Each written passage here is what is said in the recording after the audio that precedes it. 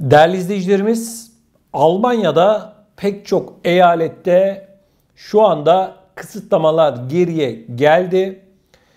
Pek çok işletme 2G ya da 3G kuralı olarak bilinen işte aşı sertifikası, mesafe, maske gibi kuralları yeniden yürürlüğe koydu. Yani arkadaşlar, sözün özü şu: Almanya'da takvim yaprakları ilerlese de olanlar yine bilindik. Her şey başa döndü. Bakalım Almanya'da hangi eyalette hangi durum söz konusu ve bunun yanı sıra alınan önlemler neler? Baden-Württemberg restorancılara ve işletme sahiplerine mekanlarını 2G veya 3G modeline göre düzenleme özgürlüğü veriliyor. 2G seçeneğinde sosyal mesafe, maske zorunluluğu gibi önlemler geçerli değil deniliyor değerli izleyicilerimiz. Baden-Württemberg'de henüz alarm seviyesine ulaşılmamışsa 3G modeli kapsamında Noel pazarlarında tüketici için yiyecek ve içecek satışına izin verilecek. Temel olarak Noel pazarı işletmecileri hem 3G hem de 2G etkinlikler için hijyen konseptleri oluşturmaya teşvik ediliyor deniliyor. Arkadaşlar, yalan dolan. Türkçesi bu. Baden-Württemberg'de değişen bir şey yok. Yani nasıl teşvik yapacaksın? Yani bu siyasetçilerin çıkıp kardeşim biz şu kararları alıyoruz ya da almıyoruz diye açıklama yapması gerekiyor. Hava civa. Onu söyleyeyim. Baden-Württemberg. Bayern'e bakalım. Bayern'de trafik ışığı sistemi geçerli. Şu anda kırmızı olan eyalet trafik ışığı sisteminin en yüksek uyarı seviyesinde. Bu seviye eyalet çapında 600 yoğun bakım yatağının Covid-19 hastalarıyla dolduğu anlamına geliyor. Evet, Bayern'de koronavirüs nedeniyle yoğun bakım yatakları dolu arkadaşlar. Aşılanmamış kişiler bu aşamada birçok kısıtlamaya maruz kalacak. Şu anda sinemalar, müzeler, hayvanat bahçeleri, hamamlar veya spor salonları gibi yerleri herkesin ziyaret etmesine izin veriliyor. Böyle alanlara sadece aşılanmış veya iyileşmiş olanlar 2G modeline göre kabul ediliyor. Yani aşı sertifikası gösterilecek.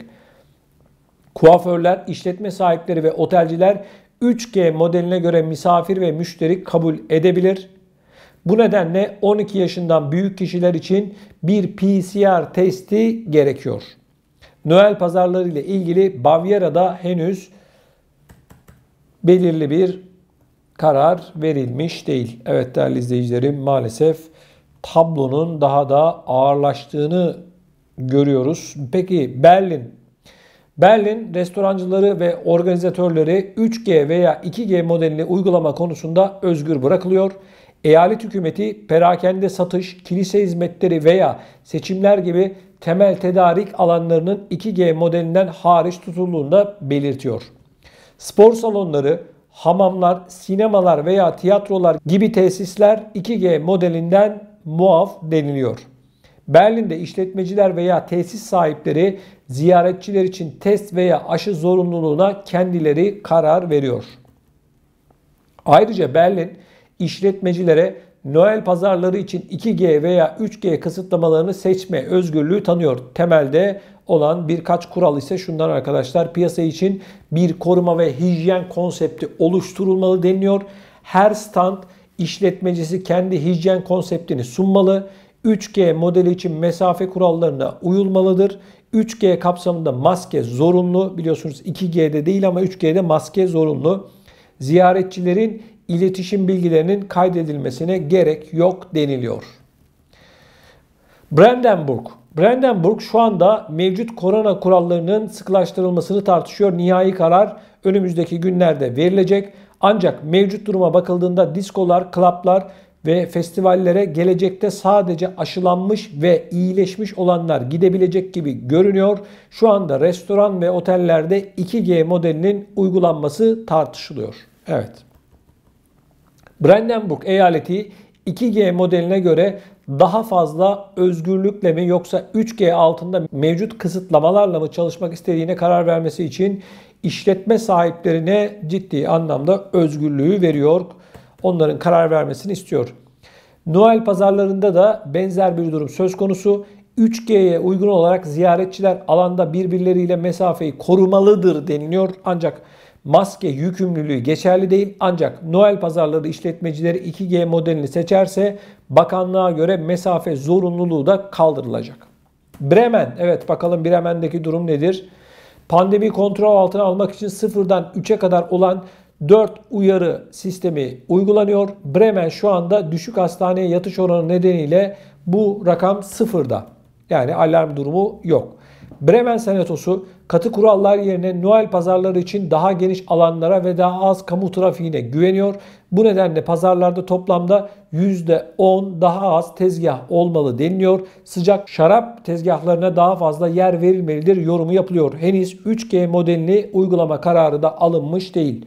Peki Hamburg'da durum nedir? Hamburg'a bakalım. Hamburg'da 2G opsiyon modeli geçerli. Lokantacılar ve etkinlik organizatörleri aşısız misafir kabul edip etmeme konusunda karar vermekte özgürdür deniliyor. Bu kararla Hamburg 2G modelini geniş çapta tanıtan ilk federal oldu. Evet.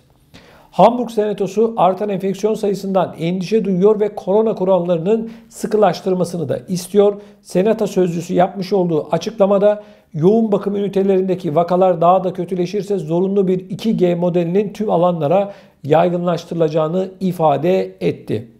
Noel pazarları ile ilgili olarak Hansa şehri şimdiden bir sansasyon yarattı deniliyor. Burada her şeyin sorunsuz çalışmasını sağlamak için 2G ve 3G ziyaretçilerini ayırmak için çift kural uygulanacak. Hessen, evet Hessen eyaletinde vaka sayıları artmaya devam ediyor ve endişe duyuluyor deniliyor. Aşı olabilen ancak aşı olmak istemeyen ziyaretçilerin 3G kuralının geçerli olduğu etkinliklere katılmak veya ziyaret etmek için PCR testi sunması zorunlu.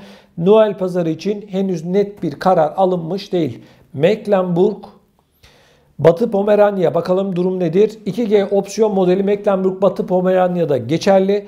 İşletmeciler, etkinlik organizatörleri ve perakendeciler aşısız misafir alıp almamaya kendileri karar verecek.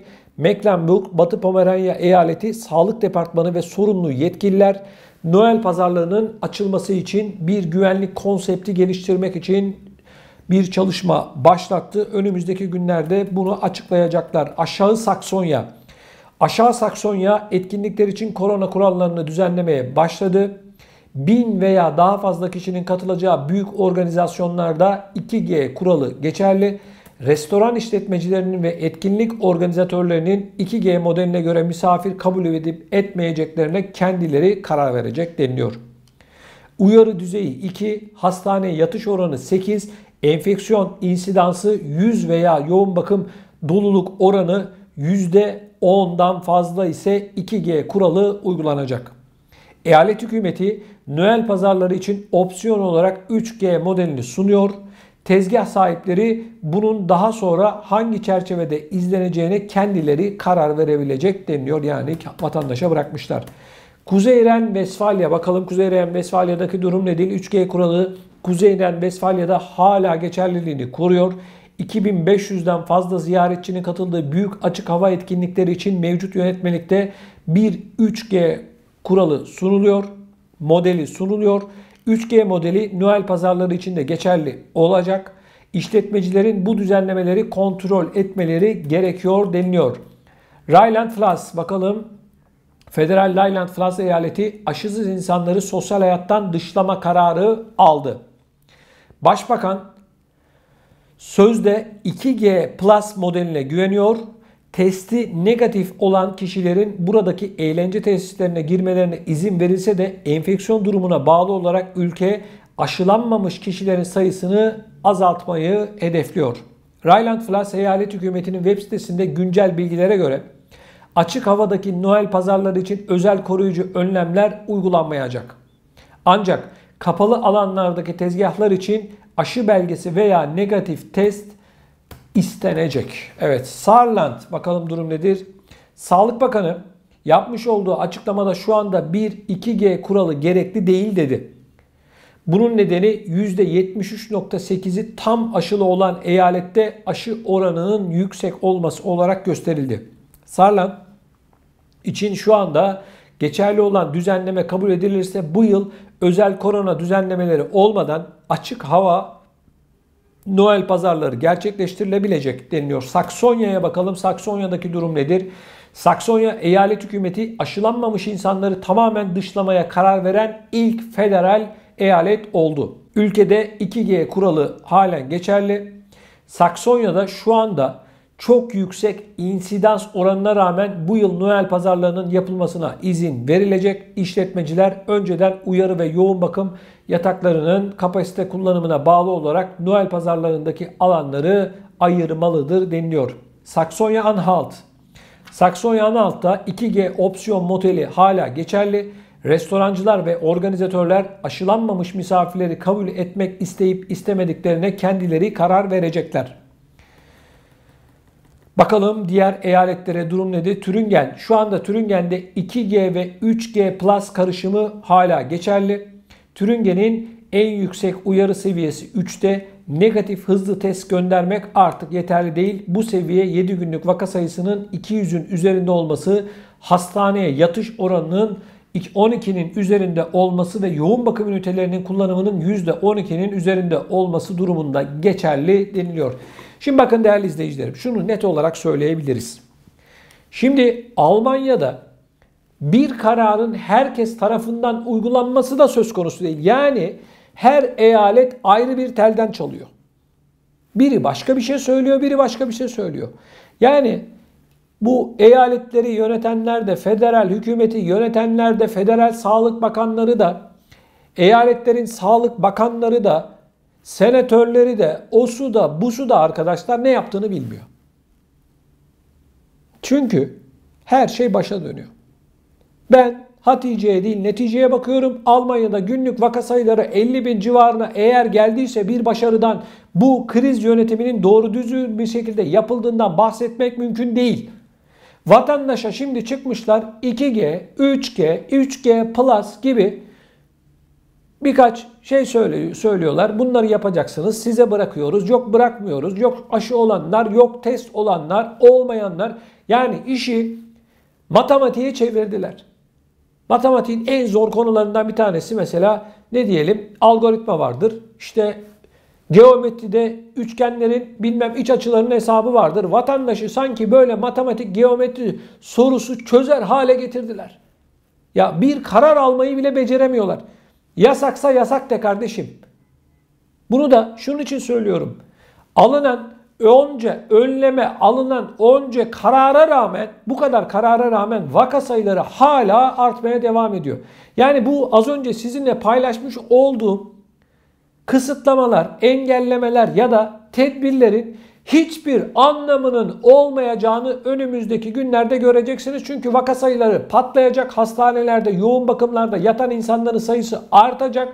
Bu eyaletleri yönetenler, bu siyasetçiler de açıklama yaptıklarıyla kalacaklar.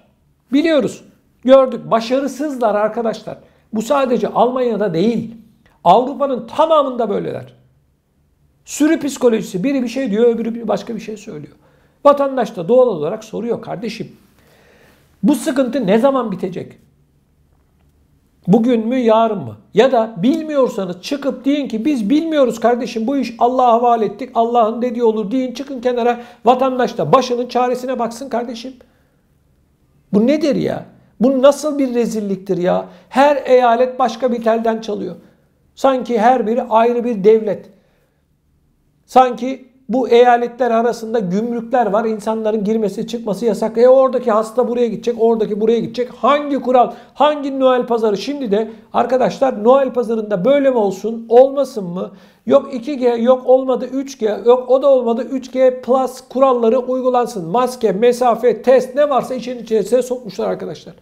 Ya vatandaş ne yapacak kardeşim? Vatandaş sizin bu matematik problemlerinizi mi çözecek? Gerçekten böyle bulmaca çözüyormuş gibi az önce anlattım. Vatandaşın sıkıntısı büyük. Vatandaşın kafası karmakarışık. Bakın böyle açıklamalar yapıyorlar. Sonra da diyorlar ki niye Almanya genelinde 25 milyon insan aşı olmadı? Ya kardeşim siz ne dediğinizi biliyor musunuz ya? Ne dediğinizi biliyor musunuz? Neyin peşindesiniz kardeşim siz? İnsanları maymuna çevirdiniz. Akşam başka bir şey, sabah başka bir şey. Kusura bakmayın değerli izleyicilerim, yani ben böyle görüyorum. Bilmiyorum yanılıyor muyum ama insanların psikolojilerini bozdular. Hani başarılıydı? Hani bu sıvılar bu işi bitiriyordu? Hani kardeşim nerede? Hiç kimsenin de sesi çıkmıyor arkadaşlar. Bir tane haber bile yok Alman medyasında, biliyor musunuz bunlarla ilgili? Hiç kimse sormuyor. Demiyor ki ya kardeşim siz bu sıvıları insanların önüne mucize olarak atmadınız mı? Bu işten kurtuluyoruz demediniz mi? Milyonlarca doz için para ödemediniz mi? Bu nedir ya? Nasıl bir rezilliktir kardeşim bu? Çıkıp birisi söylesin ya. Kimsede ses yok. Bir tane Alman gazeteci ya da Avrupa'da doğru düzgün bunları yazan bir kişi yok. Bu nedir ya? Bu nedir? Bu insanların, bu halkın psikolojilerini bozdunuz kardeşim. Şimdi vaka sayıları patlıyor. Yoğun bakımlarda yoğunluklar artıyor. Ben söylemiyorum bunları. İşte bu Sağlık Bakanı, Merkel, diğer işte saz arkadaşlar hepsi söylüyorlar zaten. Hani siz de biliyorsunuz bunları. Baktığımız zaman arkadaşlar o zaman bu kadar tedbir, bu kadar önlem, bu kadar sıvı neydi kardeşim? Niye yaptınız o zaman? Madem her şey başa dönecekti. Bu konuyla ilgili siz ne düşünüyorsunuz? Lütfen videomuzun altında bulunan yorum bölümümüze yazın arkadaşlar. Sizlerden ricam lütfen yayınlarımızı beğenin. Daha fazla insana ulaşmak için de mutlaka kanalımıza abone olmanızı sizlerden hasreten rica ediyorum. Lütfen bu konuyla ilgili görüşlerinizi yazın arkadaşlar. Siz ne düşünüyorsunuz? Merak ediyorum, biliyorsunuz ben tek tek bütün yorumları okuyorum. Yani bu nedir arkadaşlar? Bu nereye gidiyoruz? İnsanlık nereye gidiyor? Ne zamana kadar? Tablo hiç mi değişmeyecek? Aç kapa oynuyorlar. Lütfen görüşlerinizi bizimle paylaşın.